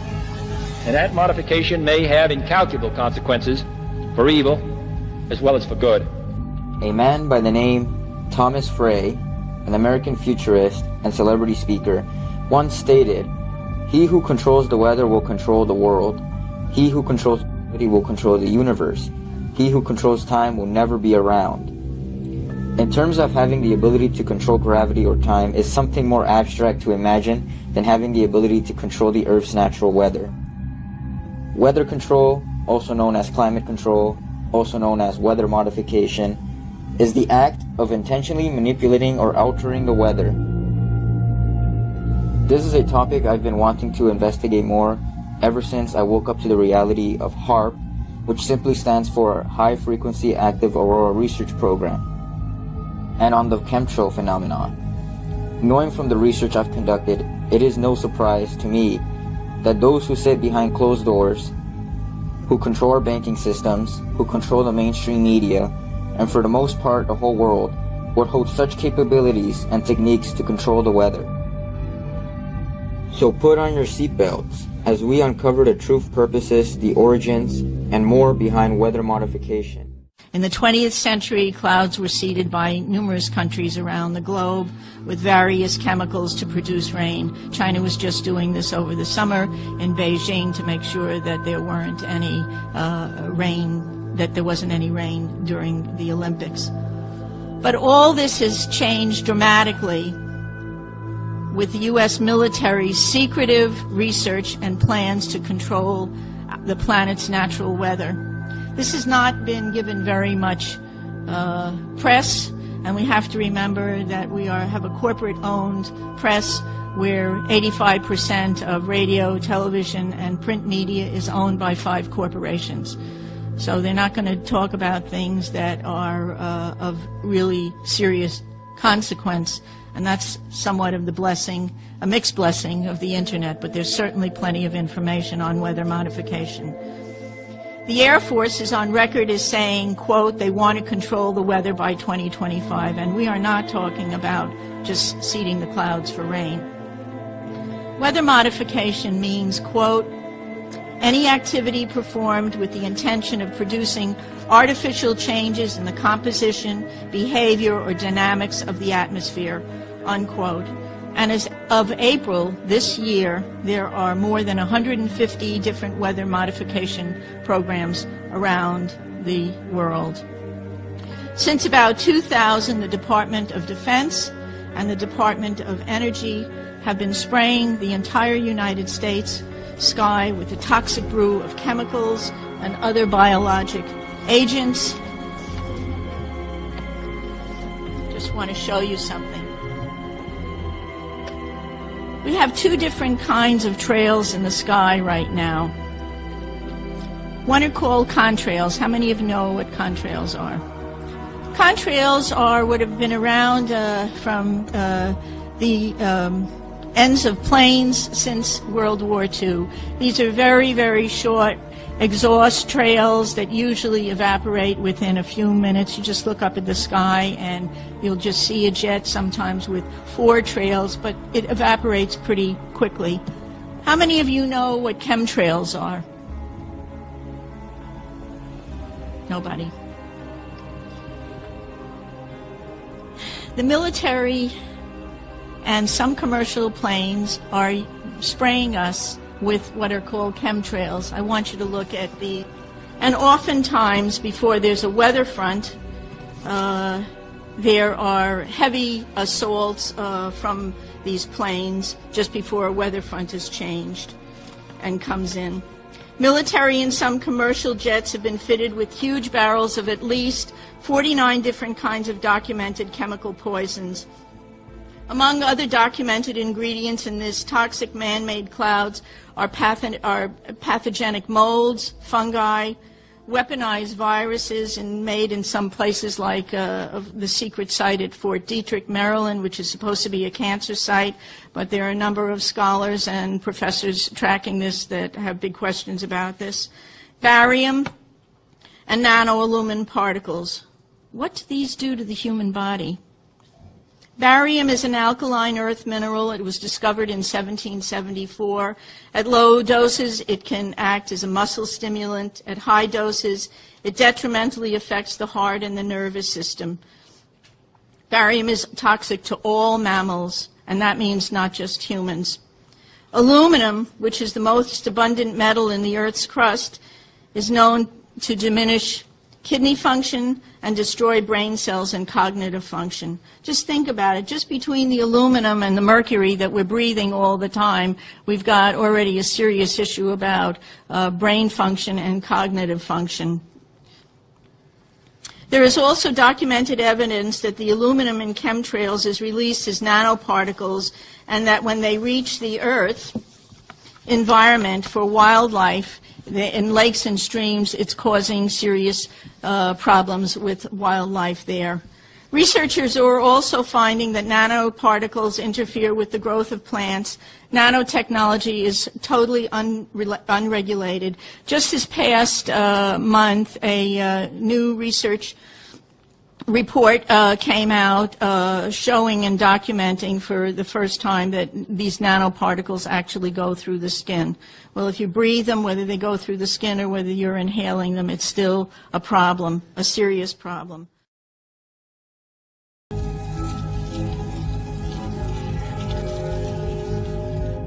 Many people to this very day believe and state that weather modification didn't start into the late 1900s, such as Project or Operation Popeye during the Vietnam War from 1967 to 1972, where the US government and its CIA used chemicals that would be shot out by aircraft to intentionally induce rain to slow down the soldiers from Vietnam and an attempt to extend the monsoon season.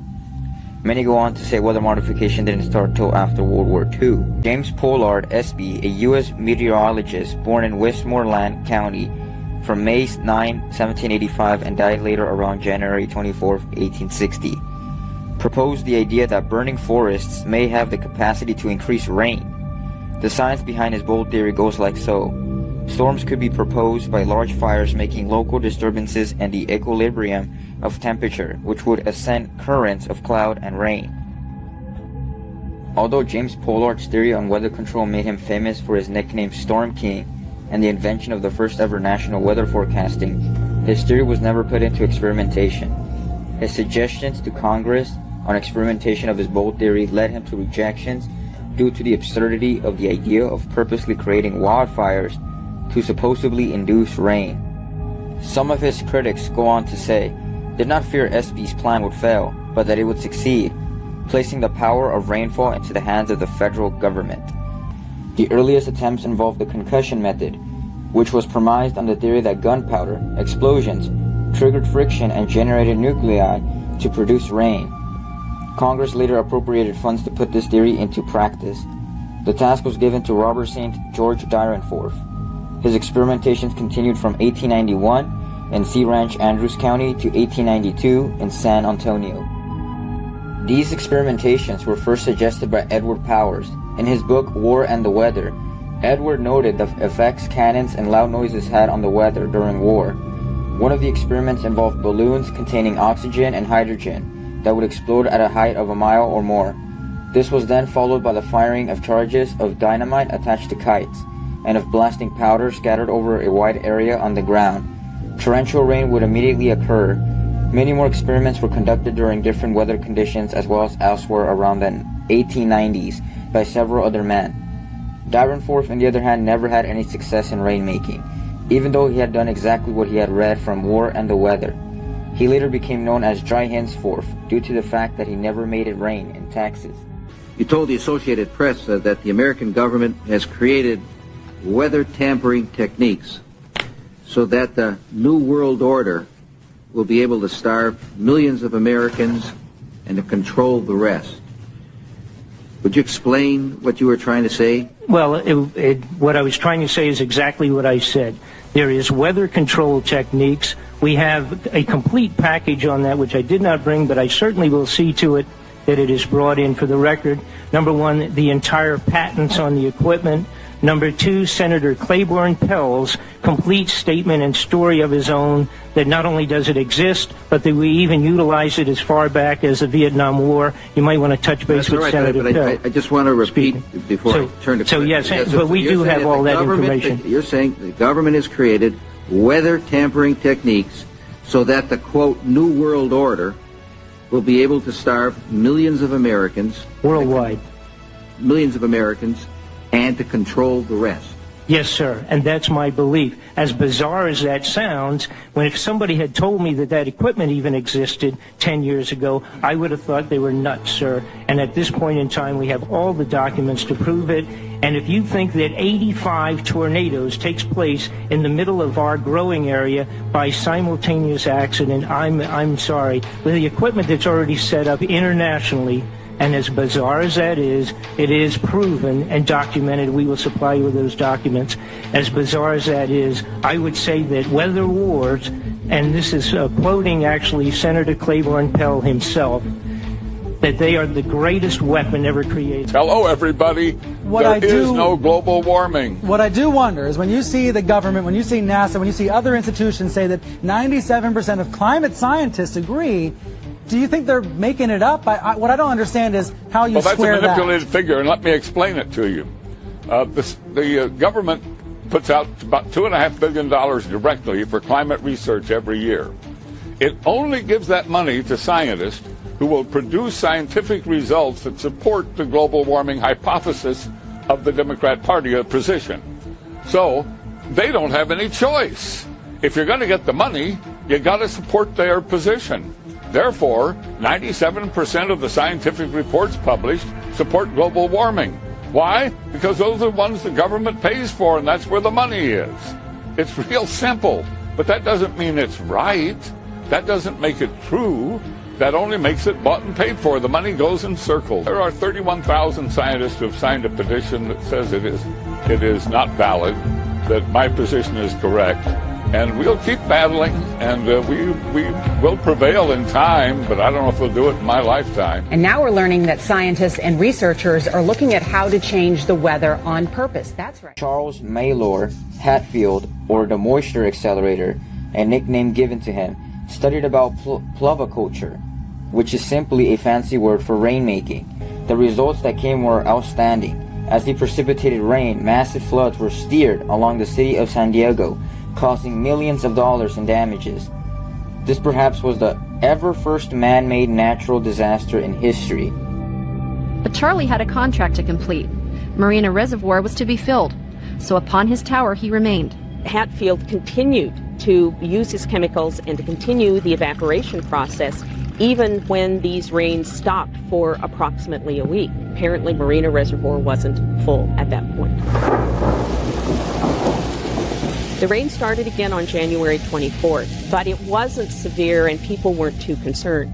But it continued, and it rained on the 25th, and it rained tremendous amounts on the 26th. And people throughout San Diego County began to get very concerned because they hadn't really had a major recovery from the first storm. Downtown San Diego records 2.19 inches of rain on January the 27th. But more importantly, San Diego River is 435 square miles. It goes all the way out to the backcountry mountains. In some of those areas, rainfalls on January 27th were 24 inches, 30 inches, and so an incredible volume of water comes down Mission Valley. 72,000 cubic feet per second, the biggest flood of the 20th century in San Diego. In 2007, the U.S. Department of Agriculture and Homeland Security funded a proposed project to aerial spray over 7 million people in urban areas of Northern California. After citizens organized against the plan, officials were forced to reveal that the spray included multiple toxins that can cause disease and disrupt the reproductive cycle. Fortunately, civil resistance stopped the project. The U.S. government has been caught over 30 times covertly experimenting with toxic chemicals on its own citizens, from soldiers, prisoners, and Native American reservations to entire towns and counties. Mass covert sterilization of women and girls, usually using secret additives to vaccines, has been exposed in Brazil, Puerto Rico, Nicaragua, Mexico, and the Philippines. These have been under the auspices of such programs as John D. Rockefeller's Population Council, the U.S. Department of Health, Education, and Welfare, where Nelson Rockefeller was Undersecretary, and the Rockefeller-founded World Health Organization.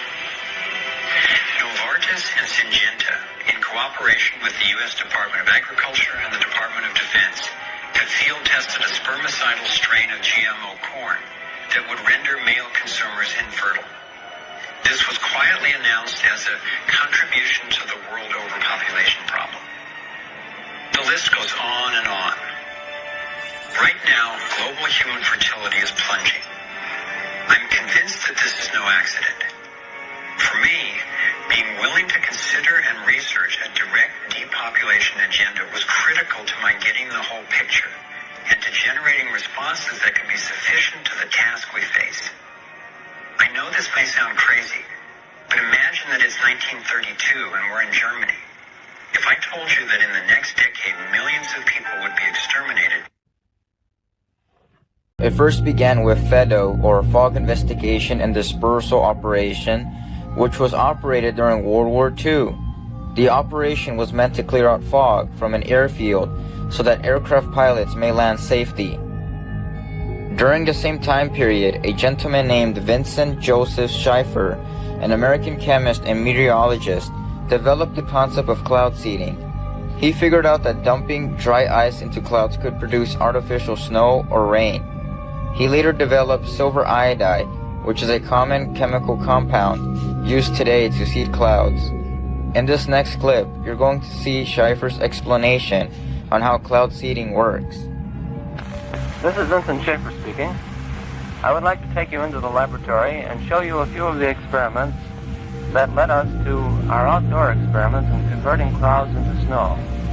Using a home freezing unit such as this, which has a temperature of around 0 Fahrenheit, we can form supercool clouds just like those in the natural atmosphere by breathing into the box.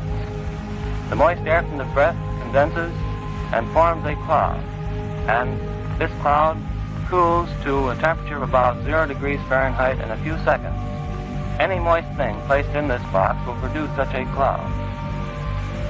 By putting this cloud in the chamber, we can then do various things to it to see whether or not we can convert this supercool cloud to snow.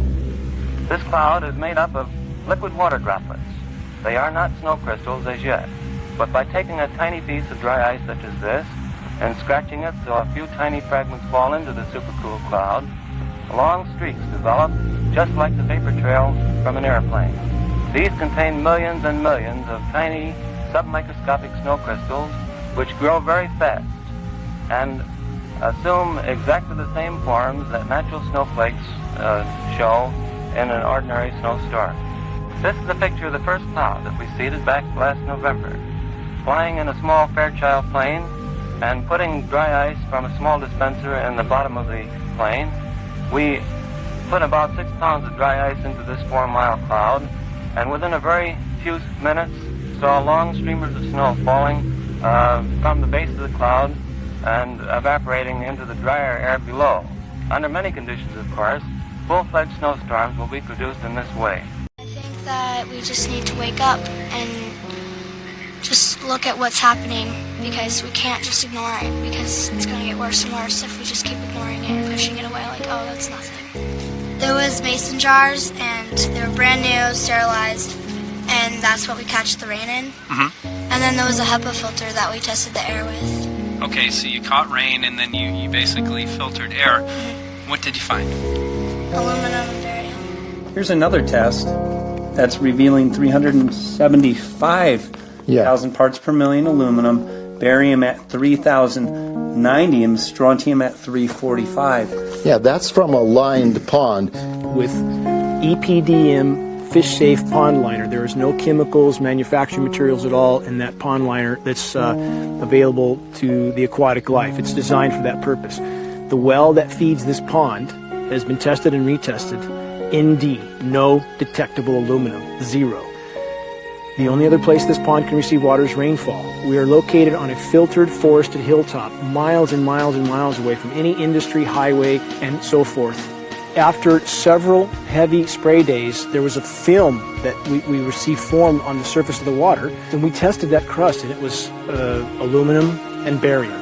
That after a year and a half's accumulation had 375,000 parts per billion of aluminum in it. It's literally toxic. We can say conclusively that what we see in the sky matches expressly what's outlined in numerous patents, and the materials on the ground match those patents. The real problem is, and the real scare I have, is as I am a father of 2, I am a grandfather of 3. So the drama is our children. ADD started in the 70s. Autism was not on the radar. There was no documents, there was no information. It was 1 in 100,000 children. Today, what we have is 1 in 48 boys. I was part of the early group that was looking for aluminum in ADD and ADHD. And all of those children that started to develop those phenomena had high levels of aluminum. When we figured out protocols to detox them out, to free the body of those particular contaminants, what happened is that their brains came back. When we do this to the age, it doesn't come back as quick, but it will come back. But I'm seeing Alzheimer's in 56 years old. Back in the 70s, Alzheimer's when you were 80. If you remember 8 to 10 years ago, there was this big move to get rid of aluminum from underarm deodorant because it would cause Alzheimer's. Look what they're doing to us now. I want to give you a little bit of history on the background behind nanoparticles has been described before. A nanometer is 1/1000th of a meter. It's very small. In fact, if you have particles, say, that are 40 or 50 nanometers across, you can take and line 50 of them up next to a single red blood cell. These things are extremely tiny. They're pervasive. The collapse and decrease of agriculture is something I worry about even more than the previous info about autism and Alzheimer's. Believe me, I'm seriously concerned with what I'm watching. As a wildlife biologist, I've been watching the ecosystem collapse. When you lose all your stream organisms, when you have aluminum overload in your streams, you're killing your microbial bacteria and you're disrupting the entire ecosystem. So it goes way beyond just a little bit of pollution. How did Monsanto know to create aluminum-resistant plants? I don't think I've heard anybody ask that question. Okay. Insects. I've done studies in Siskiyou County. They're at 20% of normal. The aquatic insects basically made a nosedive in 2006 to about 20% of normal. So far this year, I've sampled 200 trout stomachs. 98% of them are empty. So sorry about the trout fishing, fellows. The mayflies, stoneflies, dipterus, and caddisflies are damn near gone. The terrestrial sampling is down to about 20% of normal, except for pest species like ants.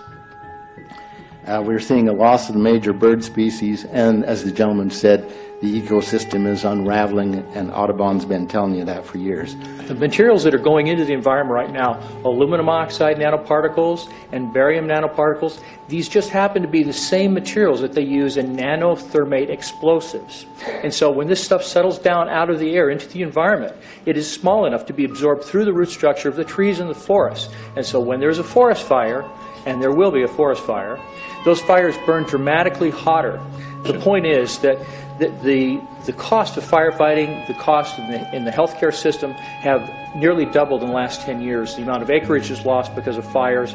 The impact on human health is dramatic. I personally tested water and aluminum, and I found aluminum had 47 times the normal expected amounts.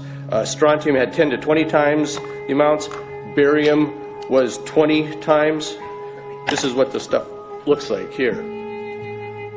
Collected, it looks, most people just think it's a cobweb, but I tested it. It has outrageous amounts of barium, strontium, and aluminum, but they destroy the sample, so I'm not letting this get away from me. You know, these tests are international in scope. We're seeing this all over the world, guys. Okay, pH of acid soils is 20 times more alkaline. The aluminum in the soil has doubled in the last 10 years. The rain normal was 5.6. It's 20 times more alkaline. Aluminum blocks essential nutrients. I am unable in my garden to restore normal pH, and that's because nanoparticles are now in the circulatory systems of both plants and humans. The Air Force conducted a study starting in 1993. It was called In Vitro Toxicity of Aluminum Nanoparticles in Rat Alveolar Macrophages. That's a real fancy way of saying testing the effect of aluminum nanoparticles on the white blood cells in the little air sacs in your lung, the alveoli. And what they found in this 8-year study was that these particles, when you're exposed to them long enough, it suppresses the ability of your white blood cells to defend you from airborne infections coming into your lungs. So it suppresses your immune system. But they also found that these same particles, once they get into your system, they can actually go through the barrier in each one of the cells. They get inside the cells, and these particles can actually suppress the ability of mitochondria, which are in the cells that help to gobble up toxins and things that would be harmful to the nucleus and the reproduction process of the cells in your body. Chemicals are affecting the general population somehow. I know it sounds a bit ridiculous. Antibiotics won't work without the metals being cleared. Acute flu-like symptoms. Respiratory problems. Which is why my first thought was pneumonia. Has imposed a citywide lockdown. Immune-suppressing agents. What, metals? Yeah. These processes are suppressed, and so essentially by breathing this material in, your immune system is dramatically suppressed. I wrote to the federal government because Air Force wrote a book, and on the first page of the book they said, we're going to control the weather by the year 2025. I asked them, what are they doing spraying these chemicals on the public? I said, there's violation of United States Code 50 USC 1520, which prohibits the American government from experimenting on the U.S. citizens with chemical agents.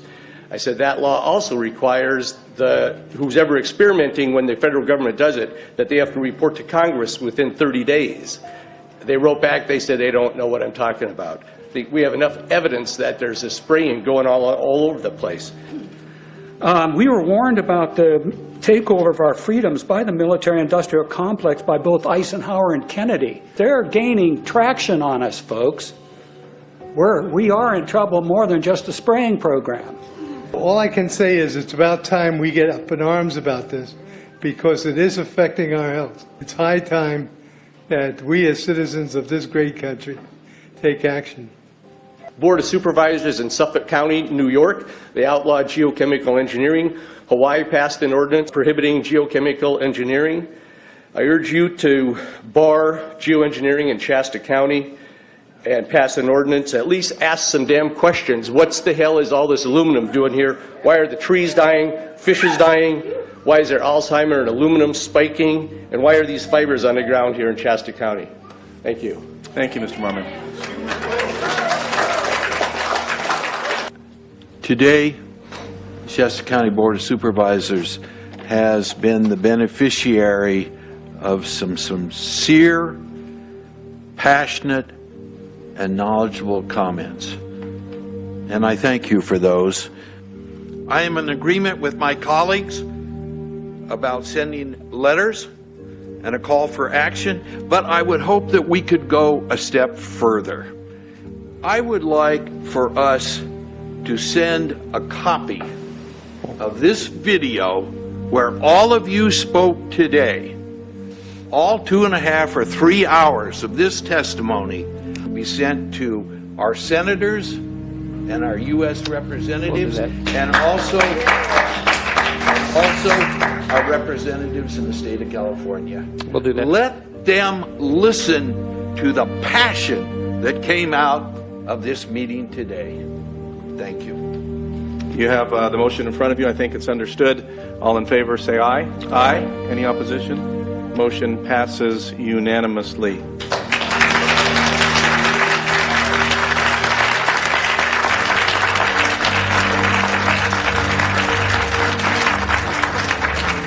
It wouldn't surprise me at all if the response is one that exceeds far the boundaries of Shasta County in terms of the platform that is offered, as evidenced by those who attended today from around the world.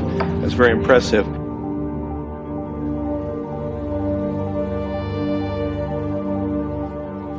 December 8th, 2014, my cousin, who was fired by our dictator just before making rank withheld, sent me information given to him by a friend who is still an Air Force pilot.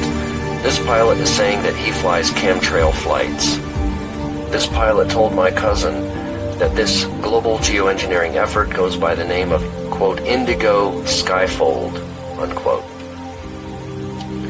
At least within the circle of pilots and aviation crews that he works with, they are told to fly specific routes and satellite comm links control the aerosol dispersal patterns.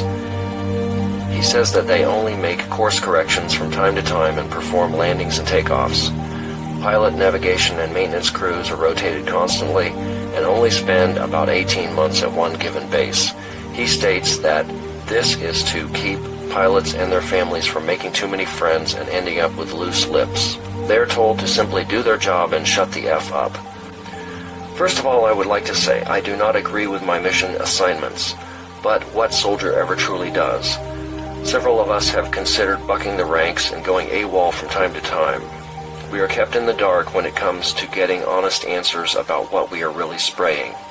Should they discover that we or our families are actively inquiring about your so-called chemtrails term, then automatic and swift disciplinary action will be taken. I would not intentionally spray my children with family with toxic aerosols, but as you must know, 80% or better do not have any family or children. Indigo pilots are chosen from the top ranks within the Air Force, Navy, and Coast Guard. Most of the pilots are, quote, hardened to humanity, unquote, and could care less about killing off unwanted or leeching aspects of America and the world. I swear to you, the majority of the pilots are like machines. I call them tanker terminators. We are paid more than any other pilot for our service, other than Air Force One pilots, who make as much or more and are kept in a dark secret world for their own protection. As years went by, more men and women began to utilize the use of cloud seeding. Many were led to the idea of controlling hurricanes, wildfires, storms, and projects like Project Cirrus, Project Scud, Project Skyfire, Project Skywater, and many others. Much of these projects were conducted all over the United States of America. As a result to all of this, a video recorded around 1965, which originates from a TV show called Science and Engineering Television Journal, came forth with a couple of scientists to disclose how cloud seeding can be used to manipulate or control hurricanes and storms. One of the most exciting developments in science today concerns the possibility that it may one day be possible to modify and perhaps even control weather and climate. Walt Disney also created a film in 1959 called Eyes to Outer Space, where scientists go over how satellites and other technologies could be used to control the Earth's natural weather in the near future. These future satellites will be the key to precise forecasting and control of weather. The federal government, with the CIA, with the U.S. Navy and Air Force, later took over weather modification programs for their own intentions. This was the beginning of Project Storm Fury and National Modification Cumulus Project. The purpose of these projects was to see if it was possible to either dissipate a hurricane by the use of cloud seeding or increase rainfall and storms. After several experiments with cloud seeding, they figured out that weather control alone could serve as a weapon for war and that steering storms could be used for destroying land resources. This is true because during 1969 and 1970, the CIA was reported of ruining Cuba's sugar crops by the use of cloud seeding. This was originally disclosed by a gentleman named Lowell Pont. Lowell Pont claimed that the CIA's goal was to destabilize the weather in the Soviet Union and China to ruin harvests in order to create political unrest. Before these allegations, however, was Operation Popeye in 1967. Operation Popeye was sponsored by Henry Kissinger and CIA to seed clouds during the Vietnam War, causing landslides and an overdose of rainfall. This perhaps was the inception of weather warfare, which is simply the definition of the military interfering with or using weather modification for their own purposes, which of course could be for good or evil.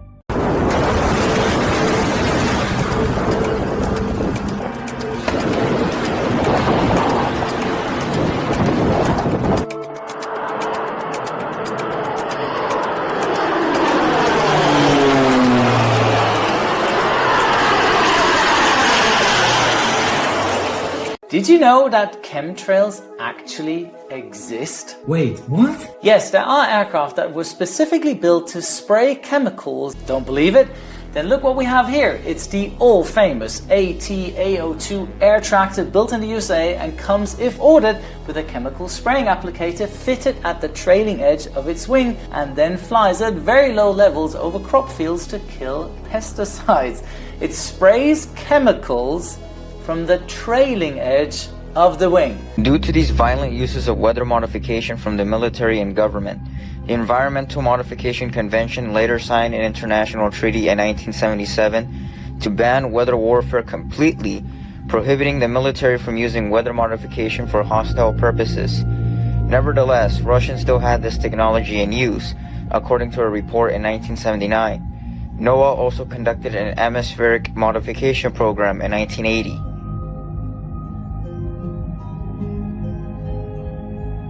Surprisingly, a Navy physicist and weather modification expert, Dr. Ben Livingston, actually briefed President Lyndon B. Johnson on the effectiveness of weather control back in the 1960s. Ben Livingston was involved in cloud seeding programs, such as Project Storm Fury and Operation Popeye, and a National Weather Modification Policy Act in 1976 published by Congress. It states, weather modification technology has significant potential for preventing, diverting, or moderating the adverse effects of such disasters and hazards. This policy act helped escalate many more weather modification programs, which involve things like marine cloud brightening boats and new strategies to control the ionosphere, which led to the birth of HAARP. We'll be covering HAARP later on as we continue to unfold who's behind weather control in today's era. We have clouds in the sky we've never seen before. Almost every day I'm seeing clouds I've never seen before. And NASA has been even named a few of these new clouds. On the news, they were saying that there's 12 new cloud formations that they're now teaching to the kids in the schools. And of course, this would be one. It's probably what they call a snake cloud or something like that. Idiots. And today, the whole sky, nothing but mist. It's all chemical mist over my head here, and people think, oh no, it's just a cloud.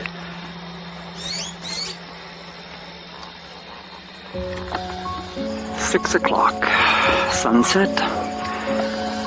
See the sky, nothing but mist, and here they come.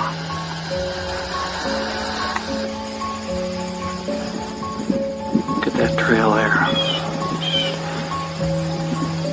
You nutcases say that's just a contrail? That's what it does. See it down there, it gets wider.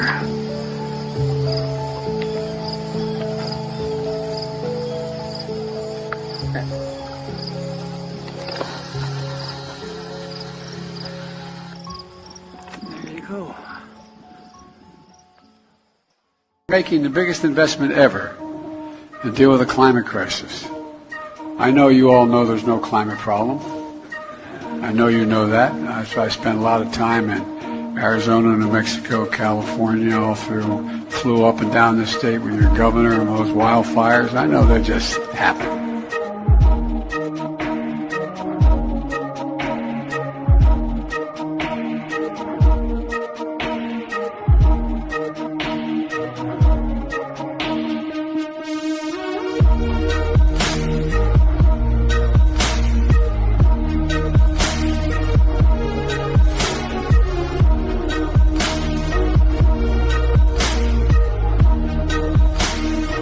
Chemtrails.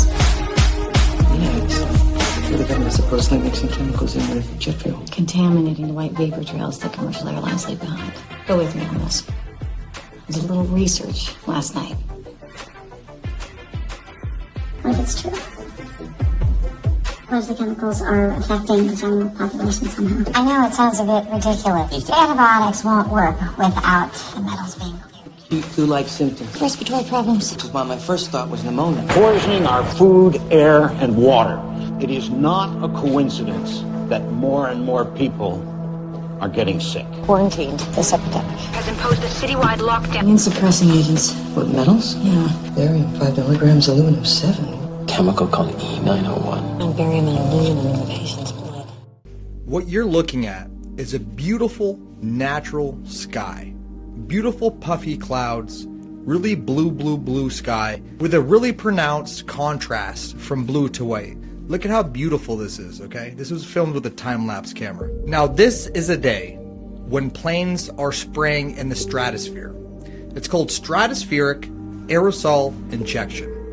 It makes the day look very cloudy. Here's another example of a plane spraying, and then it leaves the trail once it's done spraying. For those of you who think these are contrails, check this out. What you're looking at right here is what are called contrails. They're temporary, they're very light, they're small, they don't last long, and they fade away. These also can contain really bad chemicals, but they are not what looks like stratospheric aerosol injections. So what do you do?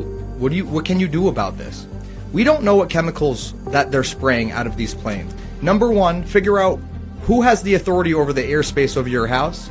Number two, download the flight tracker app and look when they're spraying. Take a video, take a picture as evidence, check the flight tracker app and see if there's anything identifiable. If there is, then you can call and you can see what is on the manifest and what their flight plan was, okay? If their transponder is off and you have evidence of a plane there, that is a national security threat to you.